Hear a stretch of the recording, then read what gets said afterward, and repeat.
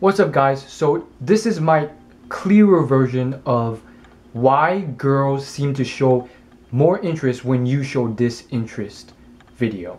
I did a video on this not long ago and I'll be uploading that one, and I felt it was pretty good, but it was a long version and it was my first take of it, so it was kind of a rough draft, but there's a lot of good points in it.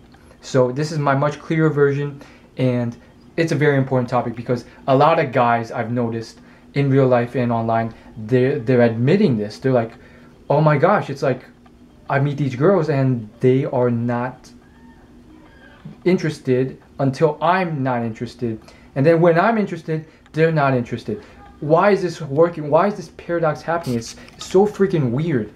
And honestly, first and foremost, sometimes some of them also mention being friend zone, and the girls they friend zone, or the girls they're not attracted to, they start getting crushes on them, whereas the girls that they like, the opposite happens. It's like, what the heck's going on? First off, if that's happening to you, change your behavior so that it matches. Most likely what's going on is you are acting differently around the girls you're attracted to, and therefore getting those different results. Long story short. Anyhow, this is quite an interesting topic because a lot of guys and girls are confused about it, and I explained it to quite a few people, some in person, and they were just astounded about it. For me, it's common sense after a lot of reading up on science, because I'm a science major, and just a lot of dating advice. But there was a time when I didn't understand later, so I was just amazed at how many people really appreciated it and had no idea and were just amazed. So long story short, here's the answer. Disinterest, and not constant disinterest, but sporadic moments of disinterest imply a lot of good qualities that the guy who's always interested in a girl will not imply. So these qualities include that you probably have an abundance of girls, or you have other priorities in your life that are more important, or that you're a man who's out there doing stuff and has a life, or that you have all these other things going on in your life that are just as great, that are better than this girl. Now, all these qualities represent higher level qualities that, from a biological standpoint, convey to the girl that this is a guy who has a higher chance of providing and creating the best offspring for me, and providing the best resources for my offspring so that they can survive longer. And so all this happens naturally without the girl even having to think about it or decide. It's ingrained into their behavior. How? Because over thousands of years and thousands of generations of selection, the females who did not do this got weeded out because their offspring had a lesser chance of survival, and they probably didn't survive to pass on these traits and behaviors.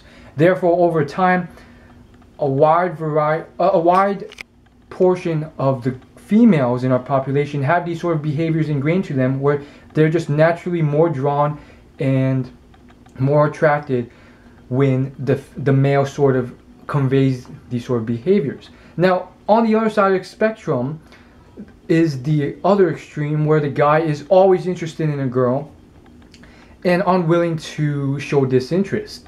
It conveys all the opposites of these. He probably doesn't have a lot of options. He may be weird. He may have no friends. He probably doesn't have a lot else going on in his life.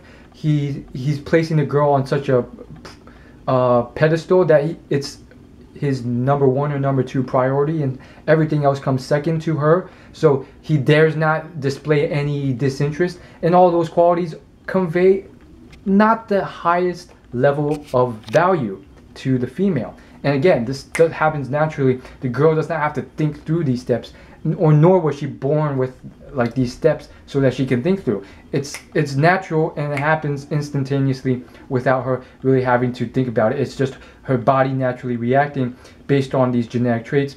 And yeah, long story short, it's like, yeah, you freaking don't do this all the time.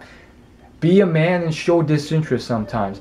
Be a man and show that you got other more important stuff going on in your life. If you don't, get it done. That way you can become a higher valued man in terms of either social status or just regardless of whatever sort of value or status, monetary or whatever, that other people think about you. I think just as a form of self-esteem and self-respect, you should have these things and cultivate them and be able to wake up every morning and say, you know what, I have great things going on in my life that I'm excited towards that are more important than females. So that's a long story short answer. And if you didn't get it, in a nutshell, there's two extremes, just to labor the point home. And if you're anywhere near those, close to those extremes on the spectrum, you can either become this really cool guy who just implicitly shows a lot of high value traits that everyone just respects and likes, or the opposite, the guy who just doesn't have his priorities in order and conveys a lot of things that are unattractive, such as just showing interest all the time and being too scared or nervous to show disinterest because that's the only girl that you think you have a shot with, which conveys scarcity of women versus abundance of women, and a lot of our instances or reasons. So I hope you guys understood that, and if you guys have any questions,